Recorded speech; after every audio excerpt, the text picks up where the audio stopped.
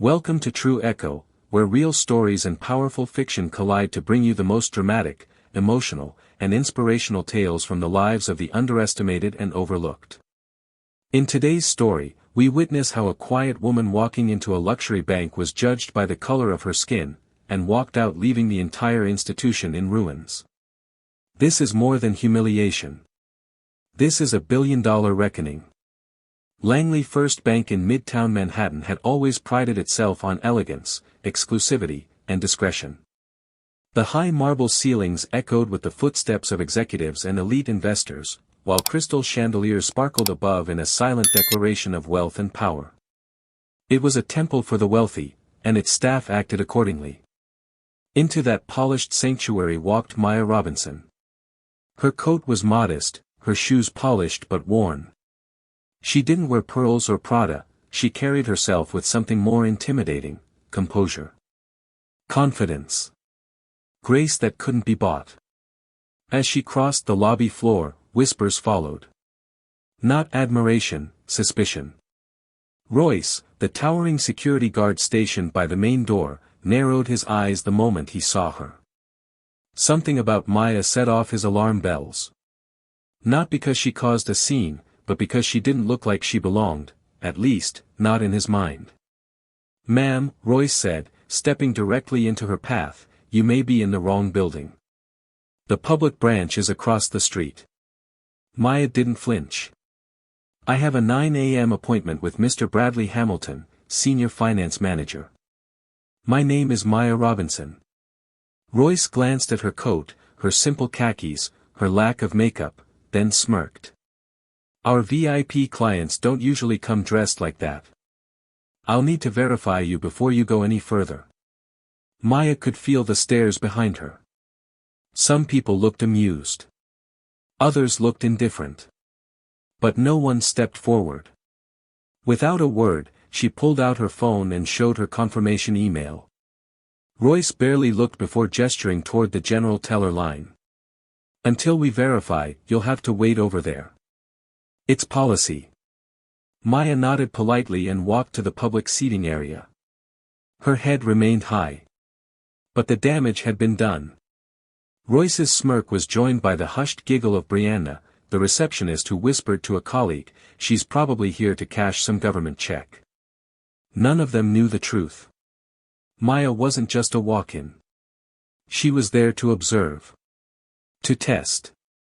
To see if the rumors about Langley First were true, that beneath its polished image, it's still judged by appearance, by skin color, by old money ideals. And already, they were failing. As she waited, Maya watched how others were treated. A woman in a navy blazer and designer heels walked in moments after her and was immediately greeted with a smile and escorted into the VIP lounge. A cappuccino. A warm towel. Her name was Miss Evans, and she was clearly welcome. When Maya approached the teller window and introduced herself again, this time to Danielle, the woman barely concealed her disdain. "I don't see your appointment, Ms. Robinson. Are you sure it's today?" Danielle's tone was syrupy but smug. She made no attempt to look concerned, only irritated. "I'm certain," Maya replied. "You can verify it. I received a confirmation directly from the finance office." Danielle sighed, clicked a few keys unnecessarily, and then said with an arched brow, "You'll need to step aside while we double-check." Maya did as she was told, even as another client walked in and was greeted like royalty. The difference was jarring. Obvious. Behind the desk, Brianna laughed again. "She still thinks she's meeting with Mr. Hamilton," she said to Cheston, the lobby manager. "God, some people just don't get it." Cheston smirked. "She'll leave in 10 minutes, max. People like her never have appointments here. They just want to feel important." But Maya didn't leave. She stood still, hands folded, back straight, face calm. Each smirk, every glance, she remembered. She knew this wasn't just bad service. It was prejudice, dressed in marble floors and tailored suits. Suddenly, the air changed. Reagan Lyles walked in. Langley First's youngest rising star, Reagan wore his arrogance like a designer watch. He noticed Maya, frowned, and stormed up to Danielle.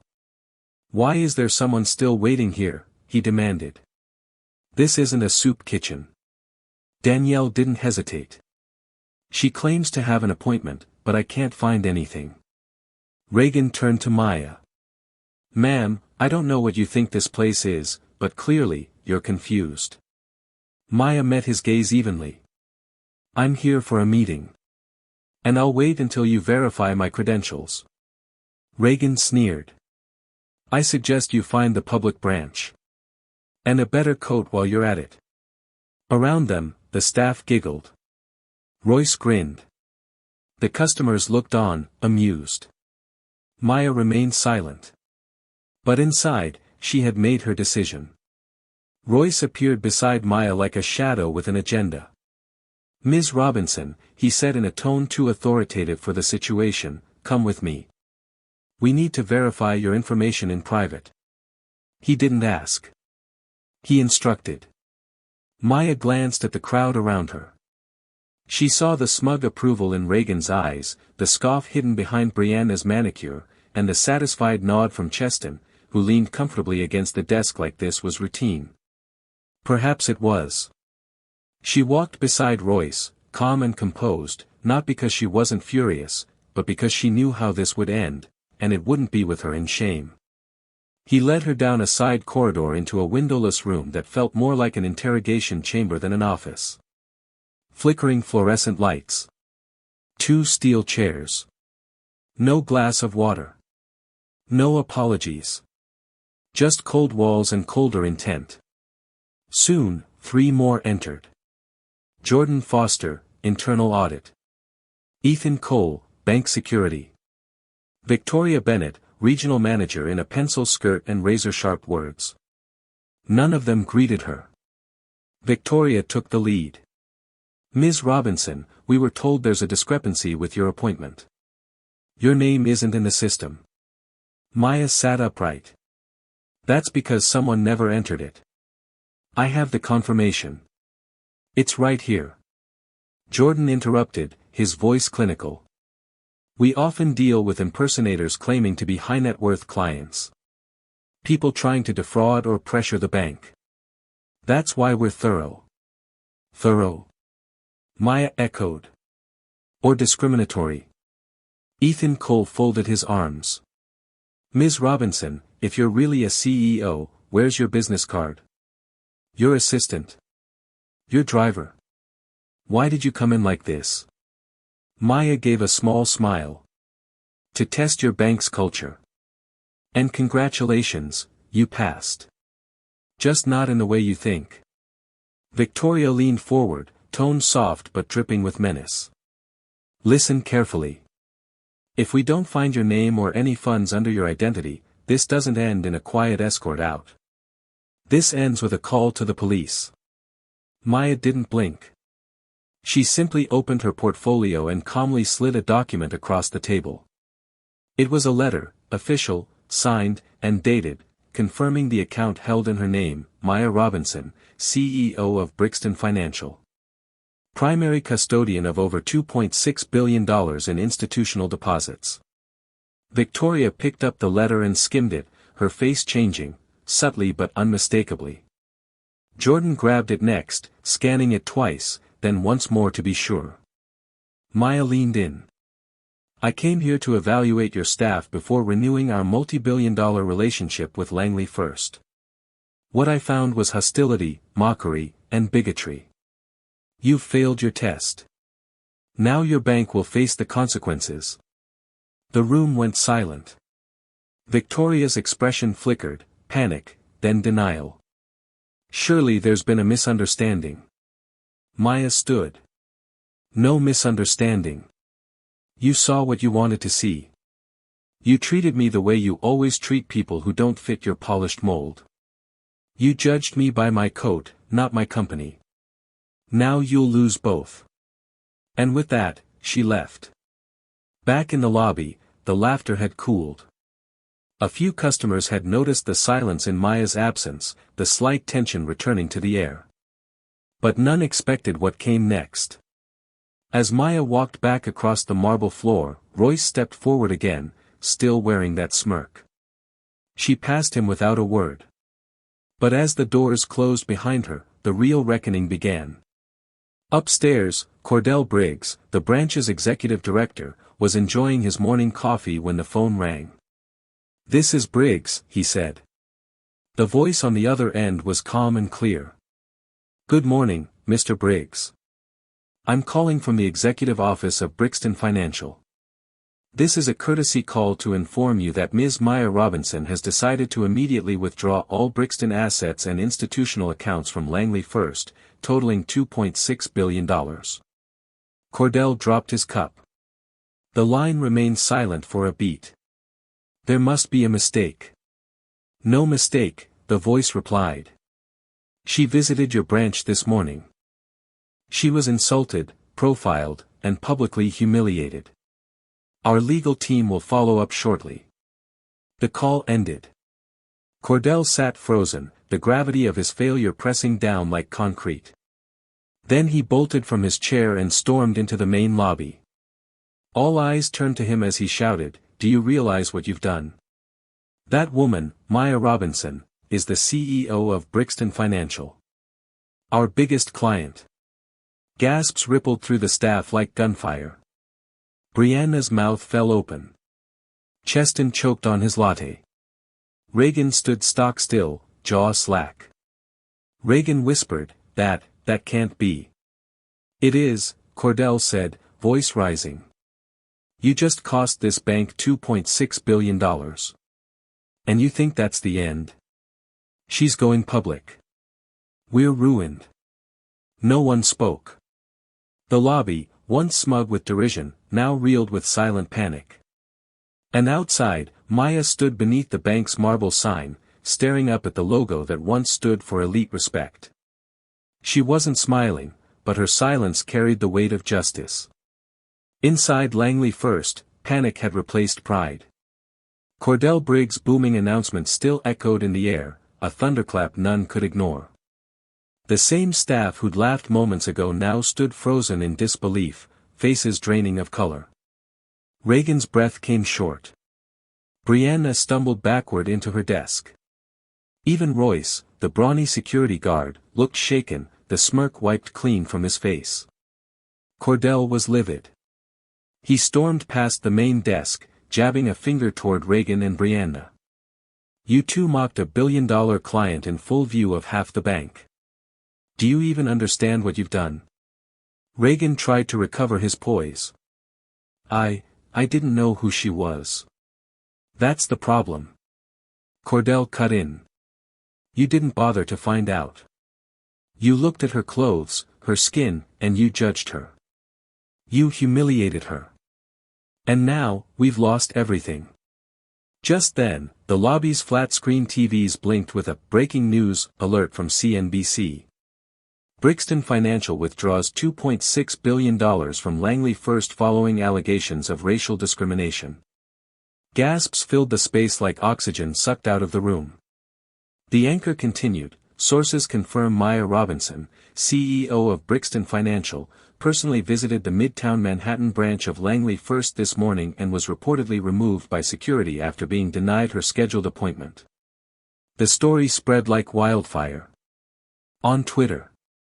On Instagram. On the financial blogs and news tickers that Wall Street watched like gospel. It didn't matter that no physical violence had occurred, the damage was reputational, and therefore unstoppable. Within minutes, another call came in, this time from Langley First's headquarters. Cordell took it in his office, heart pounding. After several seconds of grim silence, he hung up and returned to the lobby, his expression unreadable. "I've been relieved," he said quietly. No one spoke. Reagan turned away, face ghost white. Brianna covered her mouth, stunned. Royce sat down on a bench, his hands trembling. And then the internal email hit. Subject, immediate suspension, ethics violation. Effective immediately, Reagan Lyles, Brianna Lewis, Cheston Miller, David Thornton, and Royce Anderson. A wave of dread swept over them. These weren't just slaps on the wrist. These were career killers. Cheston dropped his coffee. David Thornton, who had once yanked Maya's folder from her hands and insulted her documents, stood rigid, the edges of his printed suspension notice cutting into his palm. Customers still inside the lobby stared awkwardly, whispering. One elderly woman shook her head and muttered, she carried herself with such dignity. I thought something was off. Another leaned toward a teller and asked, wait, that woman was the CEO of Brixton? The teller, clearly embarrassed, could only nod. Outside, reporters were already assembling, cameras flashing. Media vans crowded the sidewalk. Paparazzi swarmed the glass walls, shouting questions. Was Maya Robinson mistreated here? Is Langley First racist? Who escorted her out?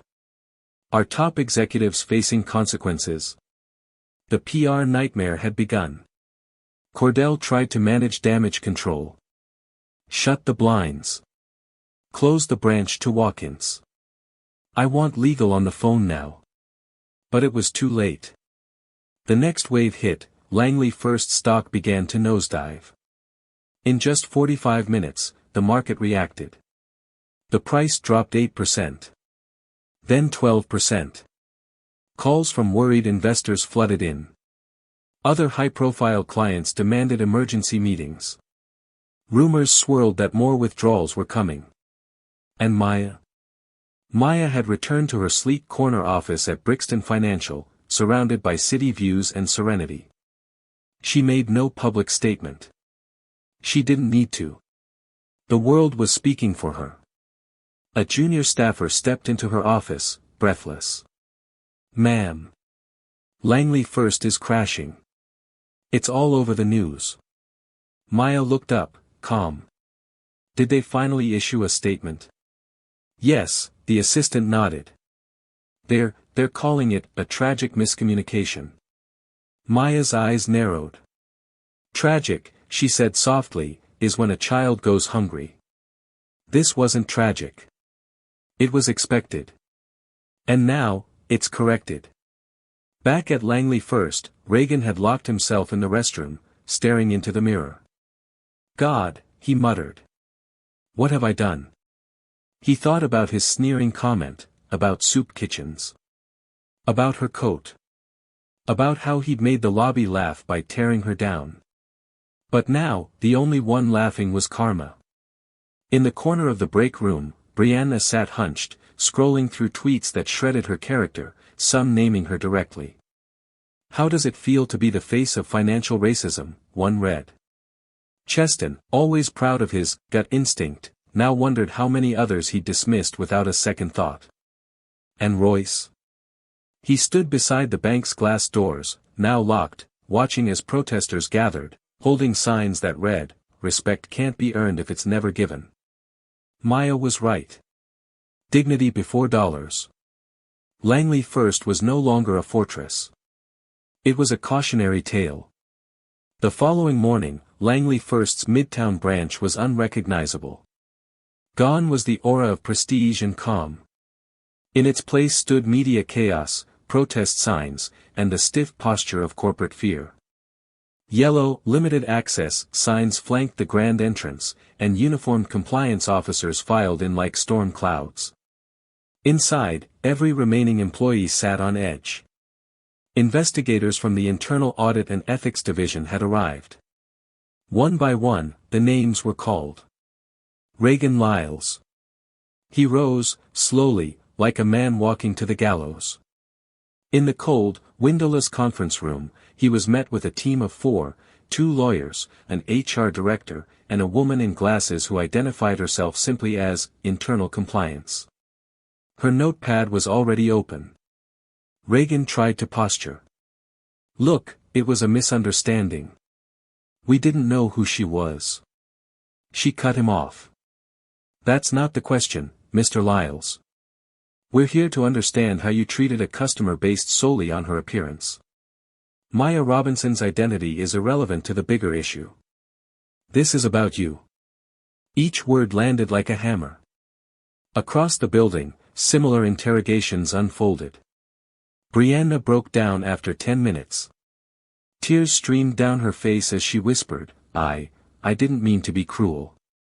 I just thought she was someone faking it. Cheston sat pale and quiet, admitting that he often judged clients based on clothing. We don't get taught better, he mumbled. You learn the system, Rich looks a certain way. The compliance officer scribbled 3 notes and replied, maybe that system is the problem. Royce, meanwhile, didn't speak at all. He just sat rigid, hands folded, sweat beading at his brow. David Thornton, once feared, once untouchable, crumbled under questioning. I didn't know, he muttered.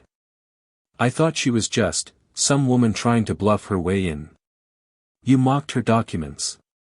Called them welfare papers, the lead investigator said flatly. And then threatened to call the police. Do you understand how many layers of wrong that is? Silence.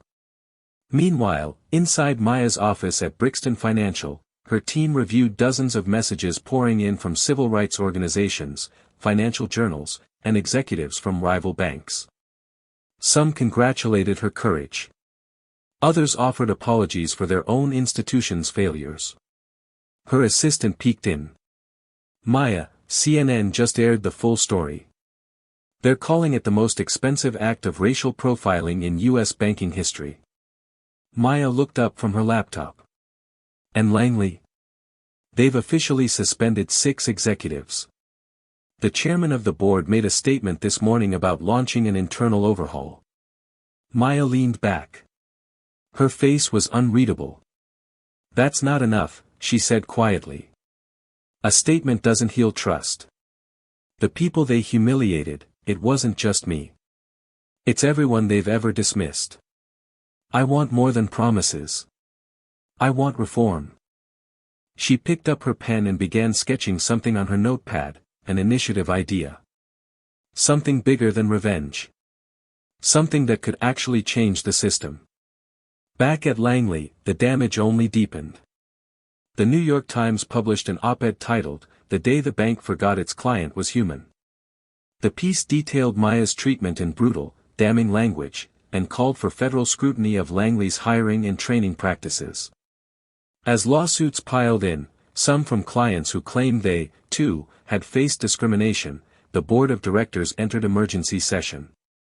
Hours later, Cordell Briggs received a final call. He was officially terminated. No pension.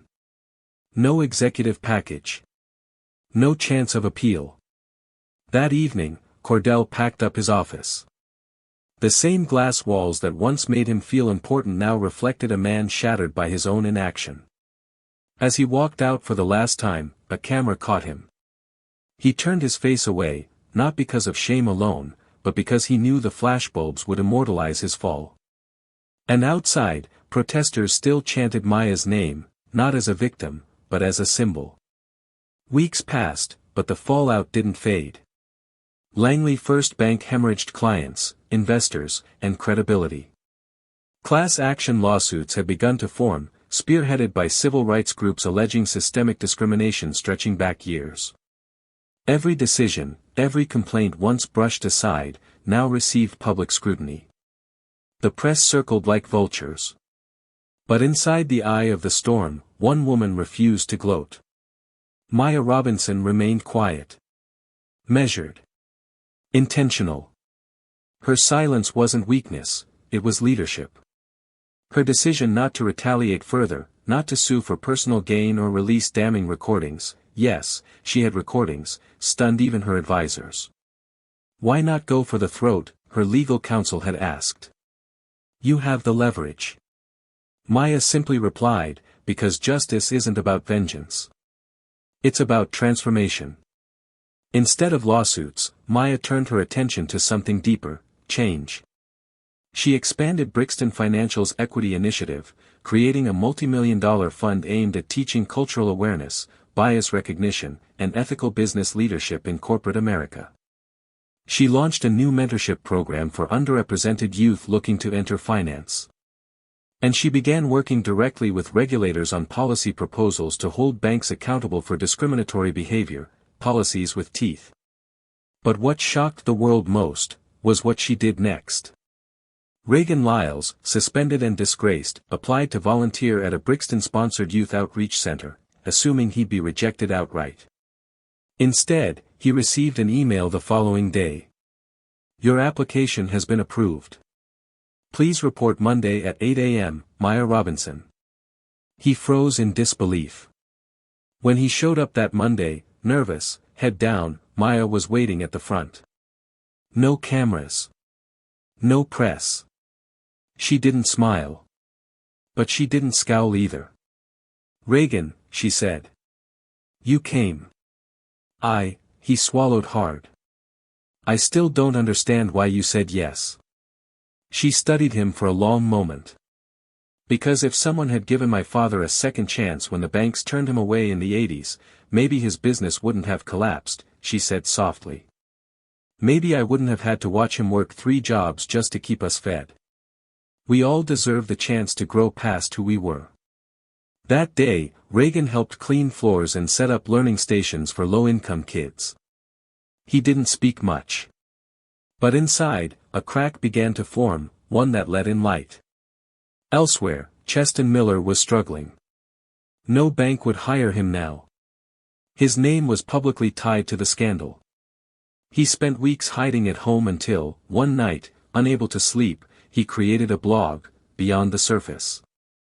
Its first post was titled, "I Was Wrong. Here's Why." The blog went viral. Maya saw it the next day and quietly donated to keep the site ad-free. She never told him. Brianna Lewis moved to a small town upstate, where no one recognized her name. She took a job at a middle school as a receptionist, not for the money, but for the chance to start over. She was there one morning when a little girl with frizzy hair and second-hand sneakers approached the front desk. Her classmates had called her names. Said she'd never be successful looking like that. Brianna bent down and told her, voice trembling, "Don't ever let someone make you believe that. Because I once did, and it almost destroyed me." Cordell Briggs, fired, disgraced, didn't return to finance. He became a grief counselor. At first, it was just a way to survive. But over time, he found himself moved by the stories of loss, trauma, and resilience. In those quiet therapy rooms, he finally learned what he'd failed to practice for decades, empathy. As for Langley First, the board announced a sweeping cultural audit. Dozens more employees were quietly removed. A new CEO, a woman of color, was appointed to lead the Midtown branch. She vowed never to let appearance dictate respect again.